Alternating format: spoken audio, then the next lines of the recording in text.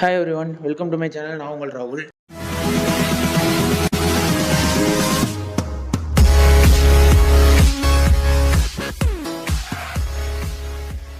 இன்றைக்கி எதை பற்றி பார்க்க போகிறோம்னா, பிரதீப் ரங்கநாதன் நடிச்சு தீபாவளிக்கு ரிலீஸ் ஆகிருக்க டியூட் படத்தை பற்றி பார்க்க போகிறோம்.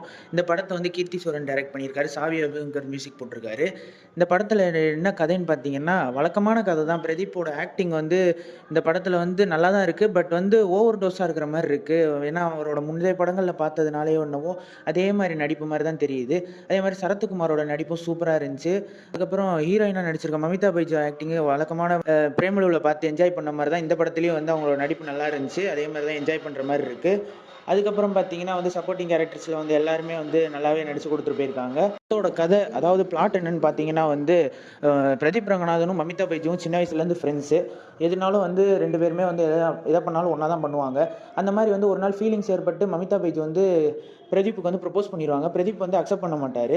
அதுக்கப்புறம் பிரதீப்புக்கு லவ் பண்ணும்போது, பிரதீப்புக்கு லவ் அவங்க மேலே வரும்போது மமிதா பைஜு இருக்க மாட்டாங்க. அவங்களுக்கு வேற ஒரு பையனை பிடிச்சிரும். அப்படி வந்து பிடிச்சதுக்கப்புறம் பிரதீப்பும் மமிதா பைஜும் மறுபடியும் சேர்ந்தாங்களா, இல்லை மமிதா பைஜு பிடிச்ச பையனை கல்யாணம் பண்ணிக்கிட்டாங்களா, இல்லை அதுக்கு நடுவில் என்னென்ன நடந்துச்சு அப்படின்றது தான் இந்த படத்தோட கதையாக இருக்கும். சில ட்விஸ்டெல்லாம் இருக்குது படத்தில், அதெல்லாம் வந்து ப்ரெடிக்ட் பண்ணுற மாதிரி தான் இருந்துச்சு. ஆனால் காமெடி வந்து எல்லா இடத்துலையும் ஒர்க் அவுட் ஆயிருந்துச்சு. ஏன்னா ஃபேமிலி ஆடியன்ஸ் நிறைய பேர் வந்து பார்த்து என்ஜாய் பண்ணிட்டு இருந்தாங்க. அவ்வளோ சூப்பராக இருந்துச்சு. ஜோக்கெல்லாம் அங்கங்கே ஒர்க் அவுட் ஆகிருந்துச்சு. அதுவே ஓவர் டோஸ் ஆகக்கூடாதுன்னு வந்து படத்தை எந்த அளவுக்கு எந்த மீட்டரில் முடிக்கணுமோ அந்த மீட்டரில் முடிச்சிருந்தாங்க.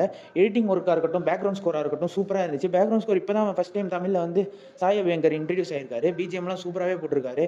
அந்த பாட்டெலாம் வந்து எல்லாமே நல்லா இருக்குது. மொத்தத்தில் இந்த தீபாவளிக்கு போயிட்டு ஃபேமிலியாக என்ஜாய் பண்ணி சிரிச்சு பார்க்கக்கூடிய நல்ல படமாக தான் இந்த படம் இருக்குது. முடிஞ்சால் ட்ரை பண்ணி பாருங்கள். நெக்ஸ்ட் ரிவ்யூவில் பார்ப்போம். Stay safe. மறக்காம சர்ப்ரைஸ் பண்ணுங்க. தேங்க்யூ.